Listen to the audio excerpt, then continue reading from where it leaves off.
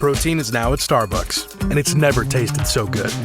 You can add protein cold foam to your favorite drink or try one of our new protein lattes or matcha.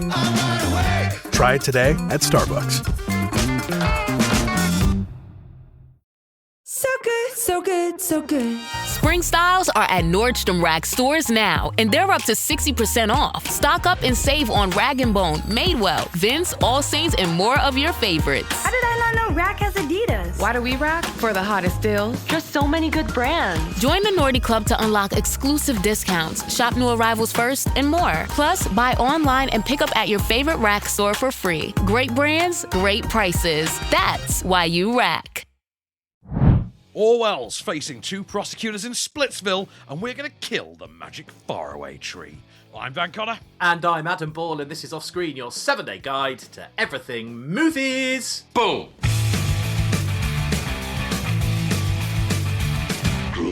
Hello and welcome back to another week of Offscreen. We have lots of movies to go through this week, so let me give you a quick run through. We're going to look at They Will Kill You. We've got 2 Prosecutors, The Magic Faraway Tree, Orwell, 2 + 2 = 5. Yeah, maybe not. But we're going to start, of course, as we always do, with the box office top 10 in UK and Ireland. So, do you want me to jump straight in, Van? Jump straight in, by all means, please, yeah. Right then, at number 10 this week is The Good Boy. That's been out Yeah! for... Yeah, you loved that. 191,000 quid after a week. Do you know what? I mean, it's not record breaker or anything, but I am glad it's in the top 10. I genuinely am glad that a film this, unique, it's original, it's not based on a known thing. All right, it borrows liberally from other sources, notably Clockwork Orange, with a bit of Death and the Maiden in there. But it's Stephen Graham. It's a really nice sort of... There's only 3 or 4 kind of characters in it. It's mostly set in one location in this house. And it's just a really bloody good thriller. Just a really good, slightly horror-tinged, dramatic thriller, emphasis on the thriller. I think it's really good, and I cannot encourage people enthusiastically enough to go and seek this movie out. I think it's great. He's a great actor as well, isn't he? Let's be honest. Oh, yeah. But why is he needs that A-lister Hollywood movie, and I think he'd be great, but he just doesn't seem to get there, does he? Oh, he's in enough. I mean, obviously he'll be in more, but he's been in big. He's been in Scorsese movies. He's been in Guy Ritchie movies. He's gotten around. We mentioned this recently. You and I. We've been watching Stephen Graham for 26 years that I know of because of Snatch. Yeah. So he's always been around. I still have him singled out as the best thing about Neil Marshall's Hellboy reboot in about 2018, 2019, that awful Hellboy thing they did with David Harbour. Yeah. Best thing with Stephen Graham is the pig monster. He is absolutely brilliant. So, go and see The Good Boy. And it's on my list. It's kind of top of my list, actually, to see now. Be a good boy. Go and see The Good Boy.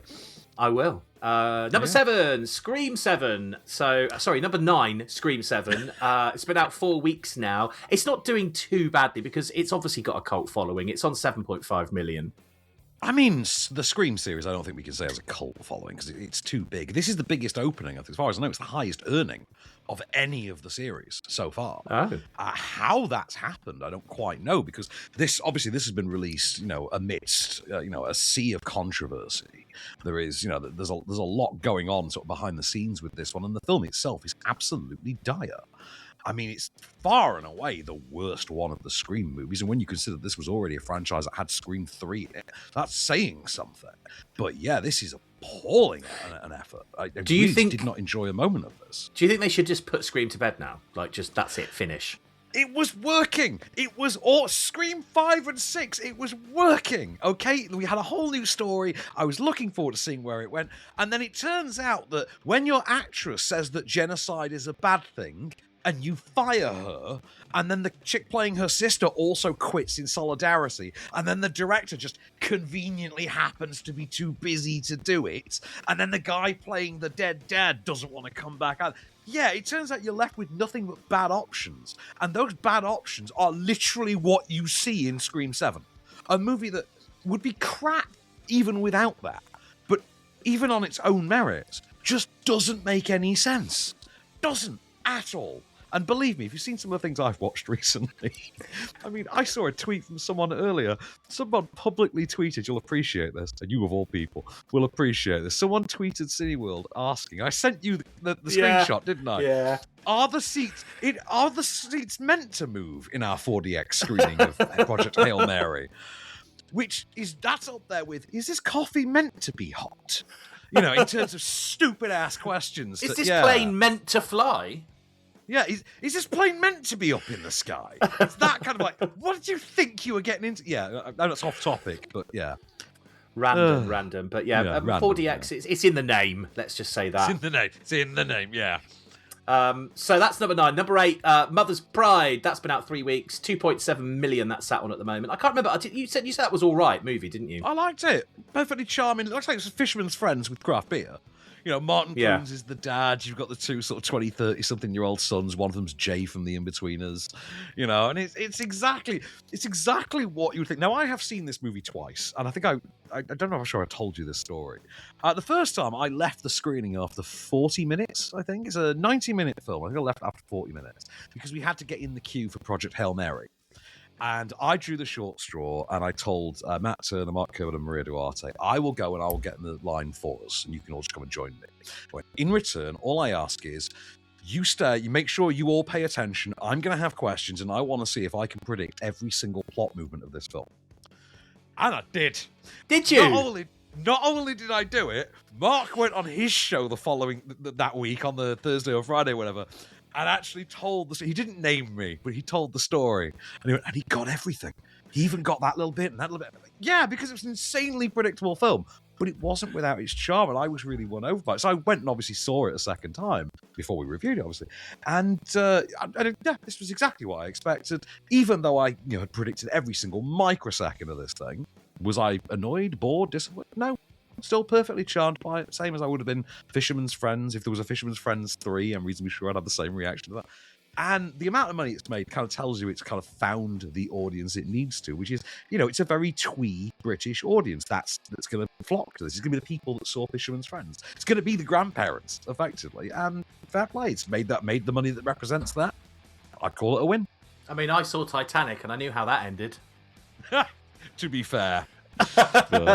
At number 7, How to Make a Killing. That's been out for 3 weeks. That's not doing amazingly at 1.5 million, is it? It's not, but it's a Glenn Powell movie, and for some reason Glenn Powell is cursed at the box office. I don't know what it is about the films this man picks. A man as charismatic, good-looking, and intelligent, and funny as Glenn Powell, and he just cannot find a project that actually lands. Like, I like The Running Man, but it didn't make enough money. I like How to Make a Killing, didn't make enough money. It's a shame. Like, this guy really needs a win. Like, he needs his Top Gun. Or, better yet, actually give him the backdraft, sort of sequel, reboot, whatever, and make this work. But, I feel bad for Glenn Powell, because he's the best thing about the movie, far and away. But, it's a remake of 1949's Kind Hearts and Coronets, a decent supporting cast, with the exception of Margaret Qualley, who just sucks generally, to be honest, excluding the substance.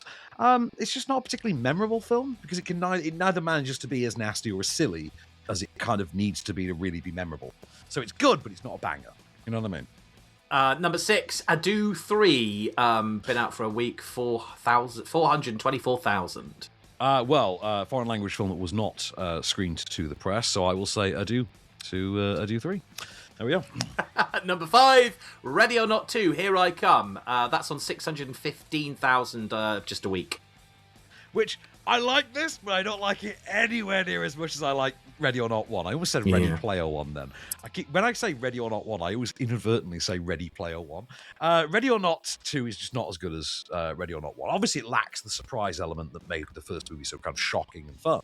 But also, it kind of just feels, I don't know, it feels a bit slapdash. The world building feels immaterial. It's a bit over the top. Like, there's all these ludicrous rules that they kind of pile in there, and you find yourself thinking, we really didn't need this. You could have just dumbed this down. You could have simplified this, and it would have made exactly as much sense. And the example I keep using is the monkey and primates. Like, you didn't need to come up with the convoluted backstory. Rich man has pet monkey was a concept we would all have just gotten behind. very much the same with Ready or Not 2. Just have someone come after her for revenge or something. You don't need to come up with... And by clause 3B of the Satanic Contract requires that should the subservient victor actually survive the game, then it's equivalent to clause 9. It's like that. And you're like, we don't need this. Just start chopping people up. And we'll have the fun. I mean, we're going to talk about this movie later on in relation to another movie anyway. I will still recommend that you see this rather than the movie we're going to talk about, which is very similar, and I feel so bad for them with their release timing. But it's one of those where it's like a 3.5 star, and the first movie is a 4, dependent on your mileage, maybe even 4.5. Well, at number 4, Reminders of Him, which has been out for 2 weeks now, and that's sitting at nearly 2.5 million. Because it was Mother's Day. Yeah. And this is absolutely a movie that was geared for Mother's Day. If my mother actually left the house and went to the movies anymore, she hates cinemas, because just how people are in cinemas nowadays. If my mother went to a cinema, she would watch the hell out of this. And she'd love it. She'd come out and go, oh, it was so lovely. That would be my mum's response to this movie. She will. When she sees it on digital, inevitably, she will turn to me and say, that was really lovely, that film. That one was really lovely. That's how she will describe it. And to be fair, that is pretty much how you would describe the movie. I mean, if you go any deeper than that, you start poking holes, and believe me, you can. This thing looks like a block of cartoon cheese with all the holes that you could drive through it. It is convoluted to the extent where it is borderline nonsensical. The concept makes no sense, but you don't care because it's this Colin Hoover kind of sub-Nicholas Sparks romance kind of adaptation, starring a charismatic, hot and sexy couple who have some chemistry. And it's Micah Monroe and Tariq Withers in this case. And yeah, it works. It fulfills its remit. It works on its own merits. On the ground it's laying. So put this the opposite end to Scream 7. At number 3, a movie that I predict might actually go up the charts after Easter, because I think it's going to be a busy time. Hoppers. It's been out for 3 weeks now. It's a Walt Disney, and it's made 9.5 million. Exactly, and this is number 3. I mean, number 2 and number 1 have made nowhere near this amount of money. They've not been out quite as long, admittedly. But, you make the point yourself. It's going to go that way when the Easter holiday is going to provide a big bump for this. You're a parent yourself, so I'm sure you'll agree, if you were going to go and take your son you can take the kids to the movies over the Easter break, odds are it's going to be between this and Mario. It will be this. I've already planned to take my boy to see it. That's it. I mean, your options for family films over the holiday period, over the Easter holiday period, are going to be this or Mario, and that's a sequel. So that would depend on you having seen the first, arguably. Mm-hmm. This, obviously, being a unique kind of standalone thing, obviously has that going for it. This will come up for Best Animated Feature next year. When we get to next year's Best Animated, I think this will be in there.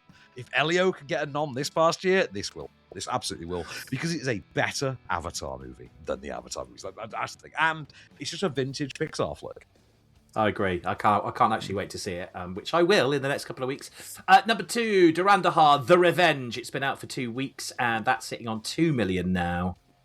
Well, I presume it's a sequel, because I never saw the first Durandahar when it wasn't about revenge, and they didn't show us this. So I'm afraid I have to say I got nah on Durandahar. But there you go. So what have we got number 1? What's number 1 this week? Oh, it is. Why am I even asking? Because it's the most predictable thing in the world. Yeah. Yeah. What's the only movie anyone's been talking about lately? Project Hail Mary. It's been out for 1 week, and it's on 7 million. Well, nearly 7.5 million quid. Yeah, and do you know what? Very good movie. It's not The Martian, but very few films are. It's a very good Ryan Gosling movie. It's been an actual real asset to his career because it's kind of proved that he can open a movie.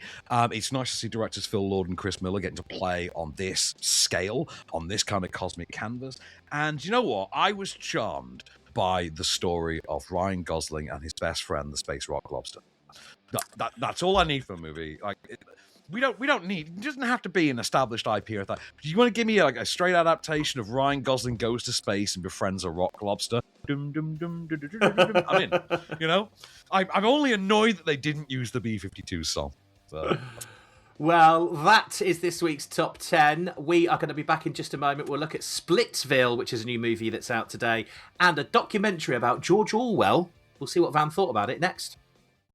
This episode is brought to you by Redfin. You're listening to a podcast, which means you're probably multitasking. Maybe even scrolling home listings on Redfin. saving homes without expecting to get them. But Redfin isn't just built for endless browsing. It's built to help you find and own a home.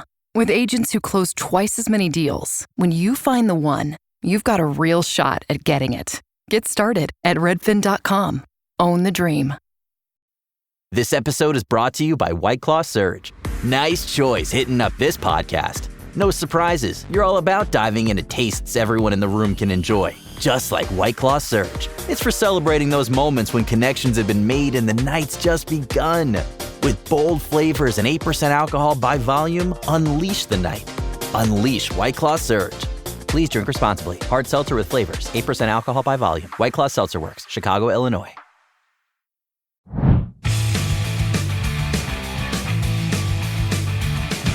Hello and welcome back to Off Screen. We are going to dive into two more movies now. We've got Splitsville in a second, but first of all, it's a documentary. You know me and documentaries. I love a good docu. It's about George Orwell, and this one is called Orwell 2 + 2 = 5. So over to you, Van. Yeah, I'd had this one pitched to me for a while through like press releases, press emails, things like that. And it just feels like this movie's been around for about a year and a half. I think it premiered at LFF maybe last year. It's the new documentary from writer-director Raoul Peck, who previously directed a documentary we talked about a few years back called I Am Not Your Negro. It was the documentary about James Baldwin. I believe that got Oscar nominated. Fantastic documentary. And this is made to about the same standard in terms of the slick stylization. It's very similarly pitched as that. This one explores the life and the career and the influence of George Orwell, and also how that life, that career, and that influence stack up against the world that he more or less exactly predicted was going to come to pass in fiction in the present day. So, you know what? Let's play a clip. This will be the tone as well. This is narrated, by the way, by Damian Lewis, who is, he's narrating as George Orwell, reading the writings of Orwell to us. Have a listen. This is a clip from Orwell. 2 + 2 = 5. Political language is designed to make lies sound truthful. The love in the air, I've never seen anything like it. And murder respectable.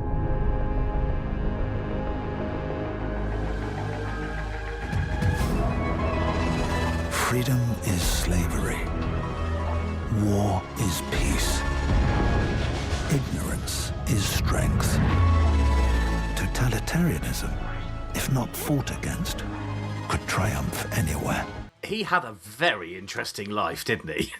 Well, he did, yes. And right, here's the thing, right? You say that, and you've kind of proven my point before. I've even made it, which is wonderful. Thank you. Right, here's the big issue with the movie, as you have just aptly demonstrated. This is interesting and works only if you know who George Orwell is and what his work represents and what it means already. Right? Oh, right. No explainers then.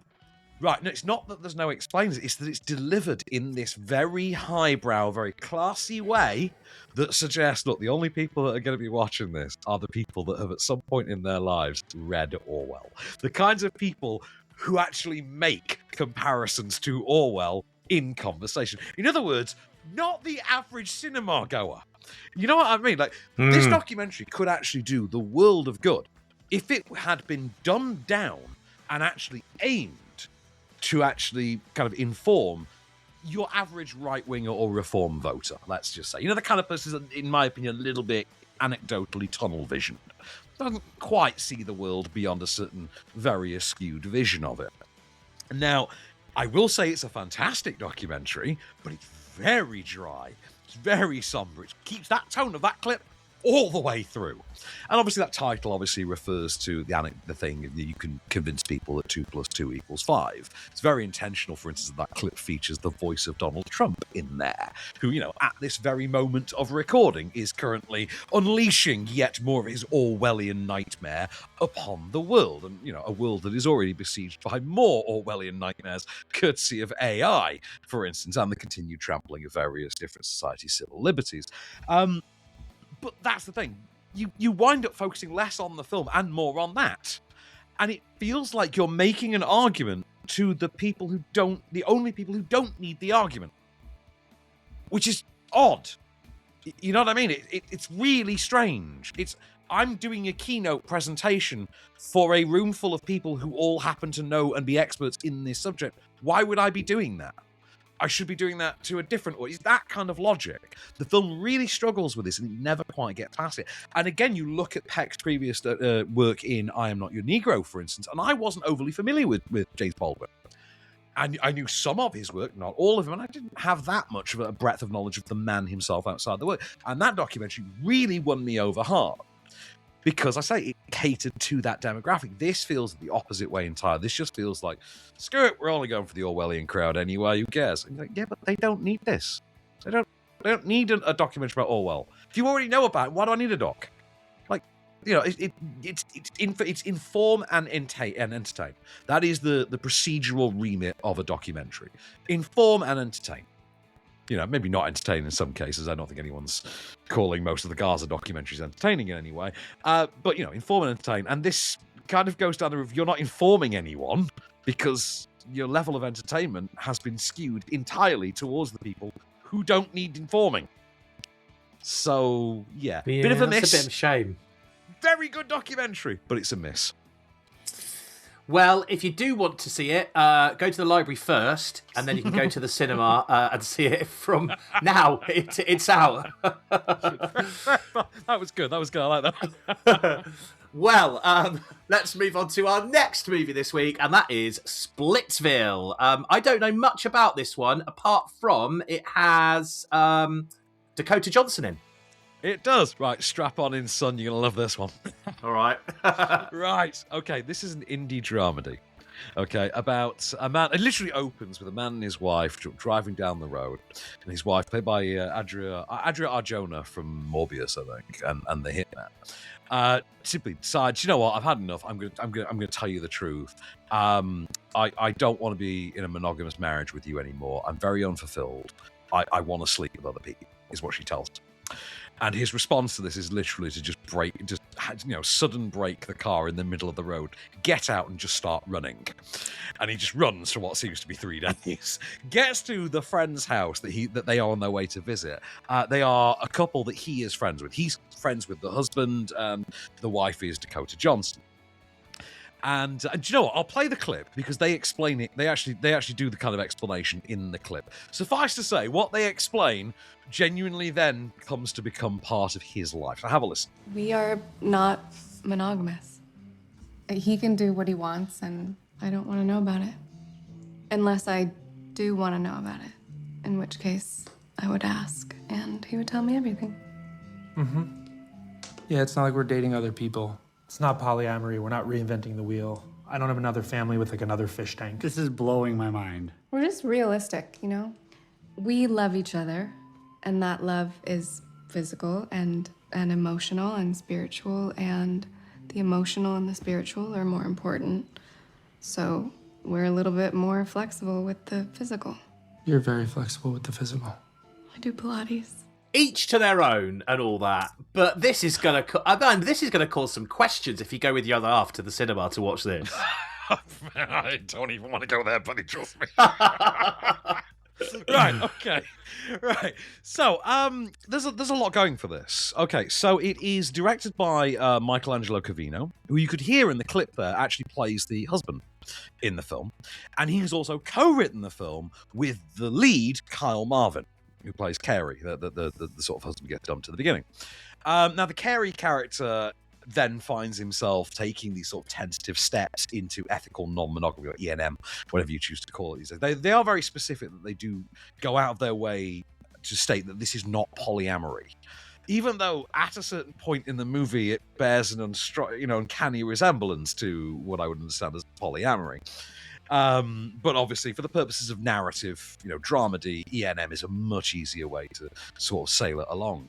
Great supporting cast, as I say. O.T. Fabenle is in there. Dakota Johnson, you hear in there is kind of the female lead of the piece. And Adria Arjona, who actually I think is quite badly cast in this. I don't think she's anywhere near likable enough to pull off what this needs. The film needs her to be awkward and difficult, but still vaguely likable.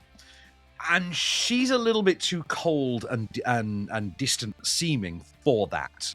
and it makes you take against her quite hard, which creates a problem with the sort of balance of the movie, which would like you to form very specific allegiances with certain characters. I think, to be really honest with you, the problem is that although it does make quite a good effort at depicting ethical non-monogamy as actually being infinitely duller and less sensationalist and, way more socially awkward than your average BuzzFeed glamour, whatever Jezebel article would have you believe, the problem is that the film could also very much be described that way. Like, it just doesn't quite work. I really wanted it to, because I actually think this is something that should be explored in a more mainstream film, and really doesn't. I mean, the material is kind of strayed a little bit close, funnily enough, also starred Dakota Johnson.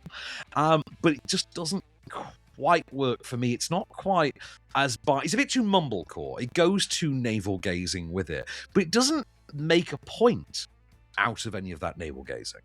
I mean, other than this is an absolute mess, don't attempt it, doesn't really make any kind of a philosophical or ethical or moral point in what it's doing. And I just thought that was a really wasted opportunity here.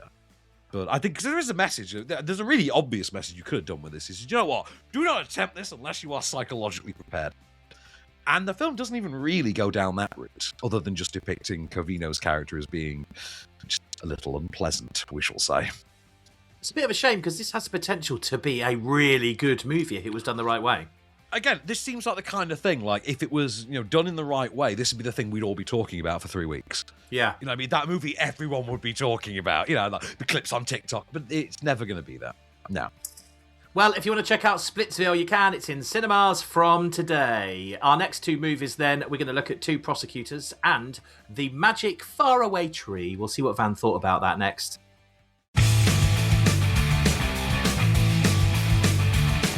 Hello and welcome back to Off Screen then, 2 Prosecutors, a movie. It is out today and we're going to talk about it after The Magic Faraway Tree, which is a family adventure movie, apparently. I mean, you may actually be more familiar with The Magic Faraway Tree than I am. Did you read Enid Blyton when you were a kid? I did have some Enid Blyton books, yes. Famous Five, I think. Famous Five, except this was obviously one of the more known Enid Blyton properties. Because I knew the title of it. I've never read it. I've never really read any Enid Blyton. Never appealed to me. My whole attitude to the Famous Five, the Fantastic Five, whatever they were called, was, why would I read this when Scooby-Doo exists? Which very much describes me as a person, if I'm being really honest. Wait, I could read that, or I could watch the thing that has Velma in. Screw the book. That's kind of my attitude generally. So, this is, say, adaptation of The Magic Faraway Tree, brought to the screen with all of the punch of something like Nanny McPhee. So what they've done here is they've effectively tried to update Enid Blyton for the 21st century. Like, same story, not really changed the story, but it's now in the present day. The kids have tablets and mobile phones and stuff like that.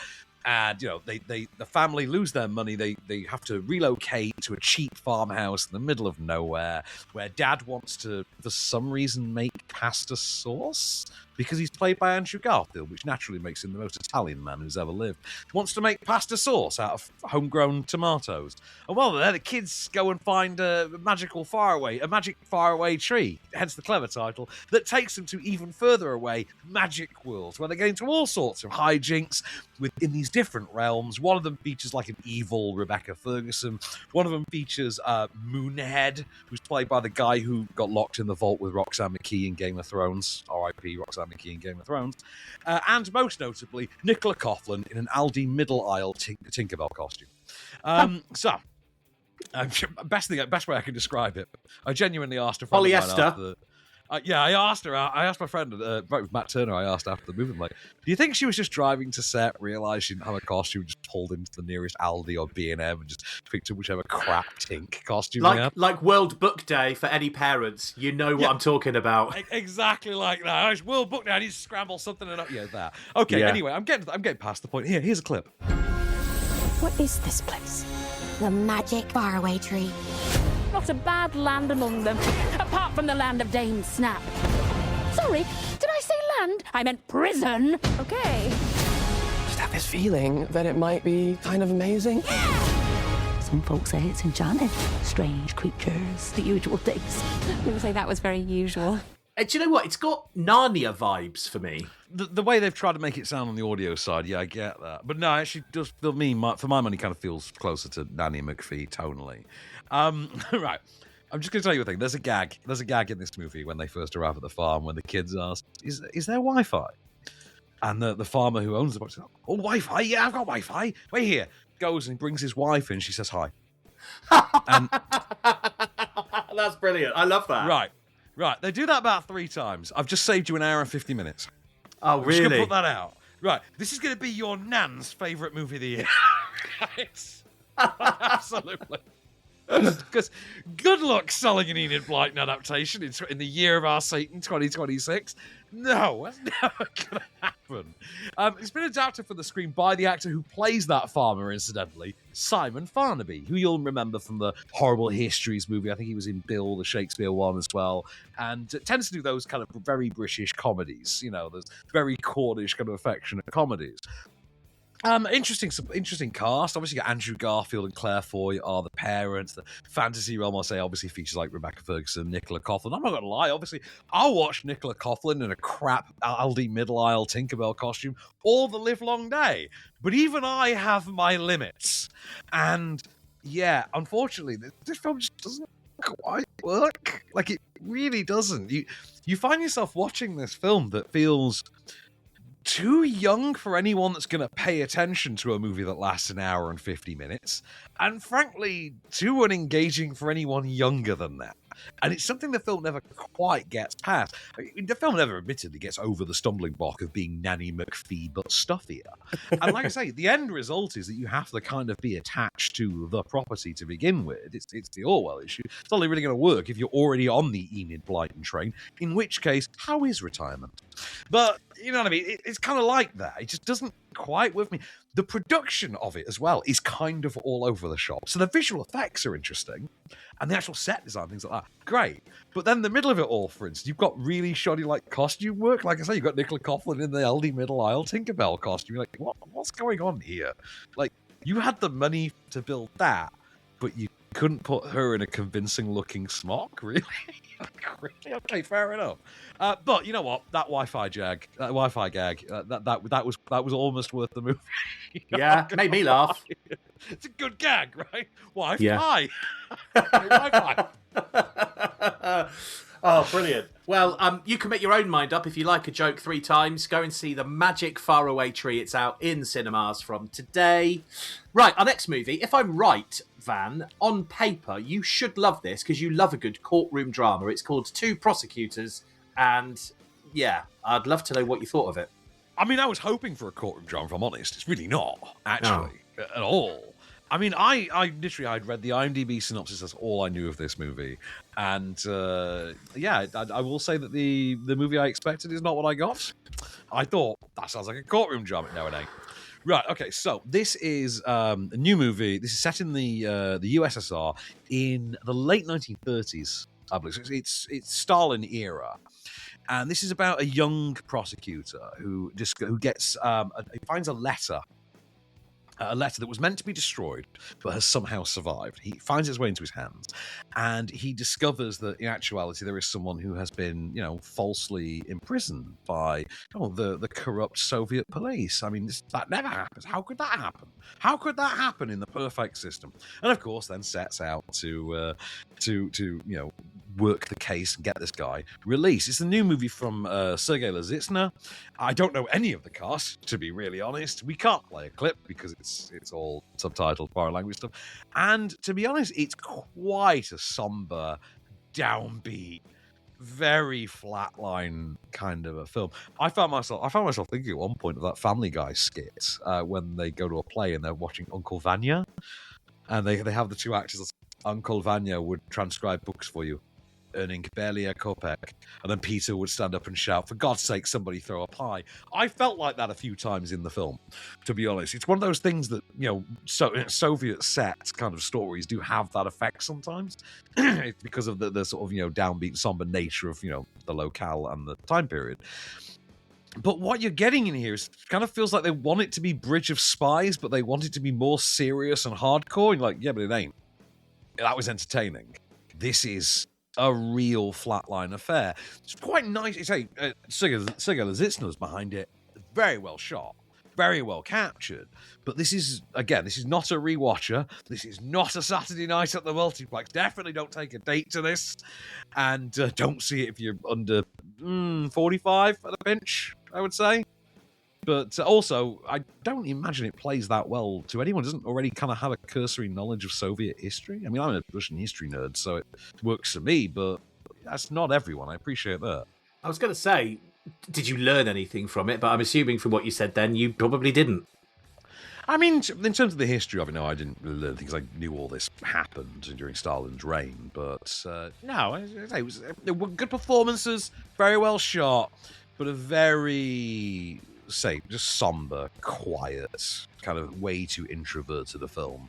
Whereas you kind of want the big, shouty courtroom theatrics. I actually would have set this apart, but it just doesn't. It doesn't go there, sadly.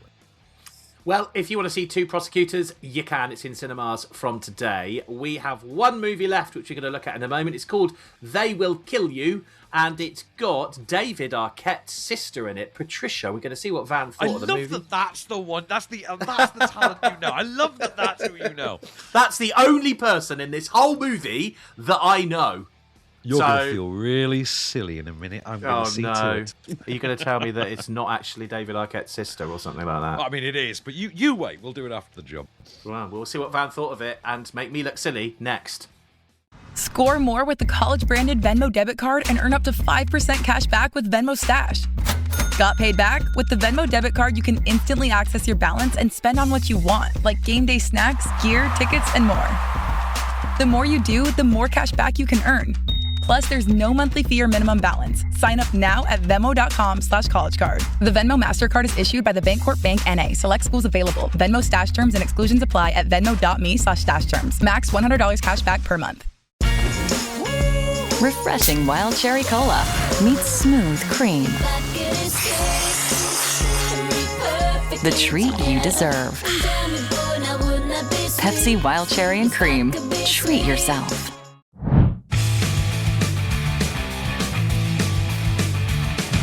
Hello and welcome back to Off Screen then for one final ride, and we are going to dive into the brand new movie called They Will Kill You. So this is a dark comedy, am I right? Yeah, I mean, it's got some darkly comedic aspects because there's been some issue with like how do we classify this film because there's equal cause to put it either as a horror movie or an action movie. You can go either way with it, kind of like Ready or Not. So yes, this is the film we were going to talk about in relation to Ready or Not, because God damn, that's bad luck putting this in cinemas the week after the sequel to Ready or Not, when what you've done is effectively made the same movie. Ouch. You've made the same movie without the wedding dress. And that was the big iconic thing that set Ready or Not apart, because that movie already existed. Right, so Zazie Beetz is our star here. You may remember Zazie Beetz as Domino in the Deadpool movies. Oh, yes. Yeah, and from TV's Atlanta. She is our lead here. She goes to work at this hotel, this sort of fancy, reclusive, very rich people hotel that has sort of like long-term guests who are all rich people. She goes to start her new job as like a housekeeper in the hotel. She's shown to her room, meets the locals kind of thing meets the residents on her first day. Is shown to her room. And no sooner has she literally, settled in for the night, somebody creeps in through behind the refrigerator and tries to murder her. And they're not alone. Another person appears, and then another, and another. And she very swiftly murders them all. Only to discover that, well, they're not actually people. They're immortal beings who can simply pick themselves back up, put their heads back on their bodies, and resume trying to murder her. All of which is a sacrifice to a satanic deity that grants them said immortal life. But she has more to survive for than the mere act of survival. She has her own motivations for being in the hotel in the first place. And 4 murderous immortals? Nah, they ain't getting in the way of it. We've not got a clip because, strangely enough, neither the trailer nor any of the... Well, I think there's only one clip that's actually been released. None of it is dialogue heavy. They're all action scenes. And let that start to immediately tell you a lot about the film, first off, because this is a film that's very, very similar to Ready or Not. But we can play clips from Ready or Not because it has characters, it has dialogue, it has that kind of well-developed idea, despite the convolution of the second. This does not, however. Now, I just showed you this wonderful severed eyeball that Warner Brothers gave us at the screening the other day. Just clarify, it's not a real one. It's a keychain, but it's in the shape of a severed eyeball. It's got the sort of optical tendril coming out the back of it. Now, this is actually, would you believe, plot relevant to the film. This is an actual character in the film. This severed eyeball is an actual moving, functional character in the film because it is all that remains of one Ms. Heather Graham. Remember Heather Graham? Why do I recognise that name? Austin Powers, Heather Graham, Felicity Shagwell in Heather in yes, Austin Powers. Yes, right. You remember? Yeah, Roller Girl in Boogie Nights, for lack of a better term. The sex worker from The Hangover, who Ed Helms marries in The Hangover. Right. Yeah, that's Heather Graham. Right. She's one of the group. Also in the group is Tom Felton, aka Draco Malfoy from Harry Potter. Yeah, and I want to say Patricia Arquette, as you point out, David Arquette's sister, is kind of the concierge running the hotel. Now, I'll be honest with you, you've got a cast that good, and they have naff all to do. Like nothing. They have like 2 or 3 lines of dialogue, and then it's right now. Just step aside and just let the stunt doubles take it over, and we'll do some and then they'll do some face replacement. Easy money. Post. Easy money. Yeah, not an entertaining film, however. I should be catnip for this. It's action, it's horror, it's a thriller. It's this kind of bottle kind of setting where we're in a confined environment. See The Raid, see Dread, see Ready or Not 1, see Ready or Not 2. You know what I mean? Like, I'm catnip for this kind of thing. This is not a very good version of this at all. It's not helped by the fact that the only character really given any development, the lead character, is played by an actress who, I'm going to be really honest, doesn't really have much in the way of charisma. Like, Zazie Beetz' whole thing is just, I've got a tood. You're like, yeah, love, but that ain't enough to carry a film. You know what I mean? That doesn't work. Otherwise, Miles Teller would have Oscars. You know what I mean? Like, having a tood is not at all the criteria for you should be the lead in a major motion picture. No, not at all. Go back to drama school and learn how this craft actually works. Because you're not bringing any charm, personality, or any humanity to this whatsoever. And it's the kind of thing the film could really have done with, because you do not care in the slightest what happens to anybody in this movie, save for maybe Heather Graham's severed eyeball, which, for the 2 or 3 scenes that it's actually in, demonstrates genuinely more personality than the main character of this movie, played by Zazie Beetz. I didn't enjoy it. I didn't enjoy it. By an eyeball. And I'm just, this is a little inside baseball for you, a little peek behind the curtain.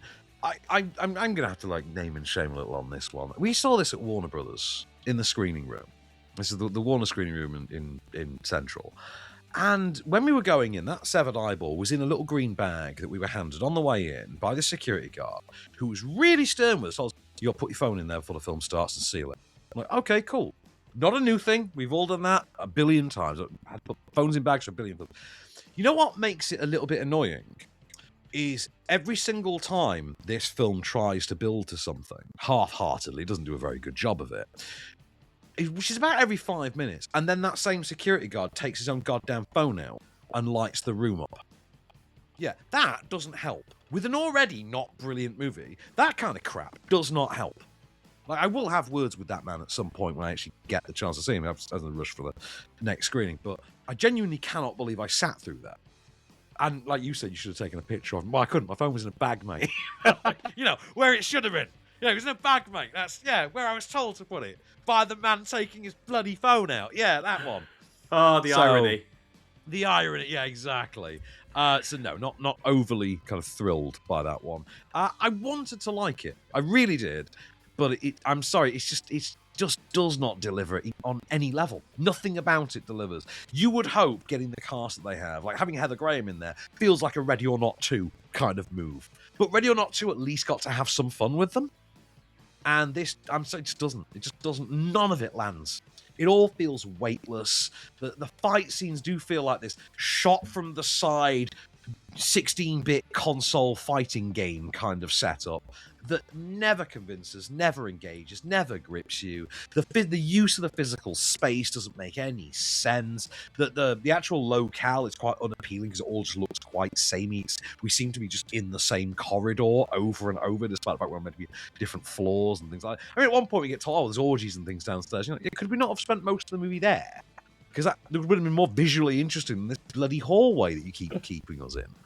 But yeah, epic fail, real miss. Just does not work on any of the conceivable levels that it should. Doesn't work as a horror movie. Doesn't really work as an action movie. At one point, they try and wheel out a twist that, I'm sorry, if you can't see its twist coming, you have no business being out amongst people, let alone sat in a darkened room with many of them. Because no, that's not how narrative storytelling works. Yeah, I was just really let down by this on pretty much every level, and then antagonized further by a security guard who wouldn't put his own goddamn phone away whilst insisting we actually did. Well, if you want to go and check it out yourself, leave your phone in the car, and you can see it from now. It is out in cinemas. Right then, Van, what have we got coming up on the show next week? Well, next week we have a new action movie called Fuse. Which, which forgettable actor is it that's in this one? Do you know what? It's one of the David, sort of Jason Statham. No. This is one of those interchangeable 25 to 35-year-old British actors who may be one of the Beatles. Usually they're one of the Beatles. We've also got, the upcoming Sam Mendes movie. We've also got, for April Fool's Day no less, the Super Mario Galaxy movie.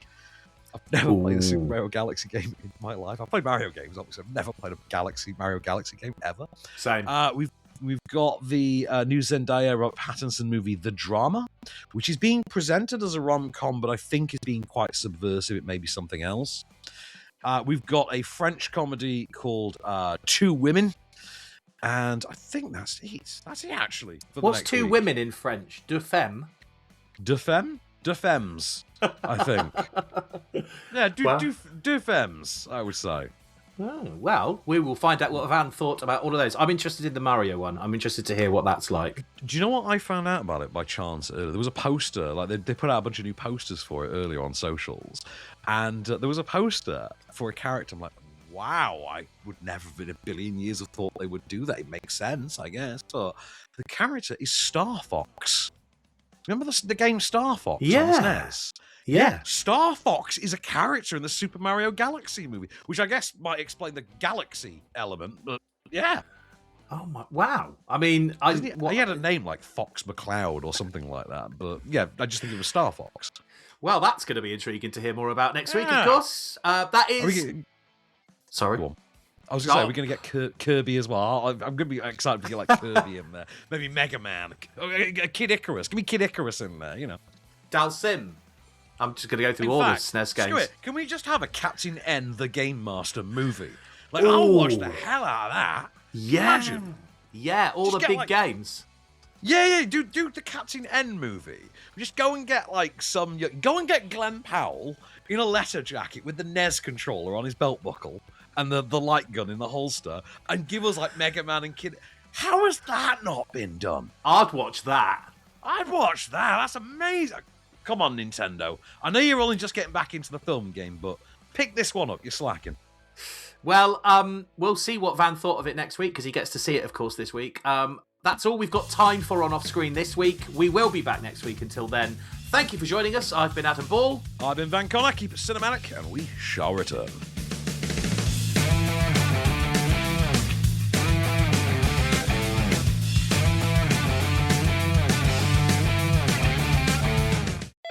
LifeLock, how can I help?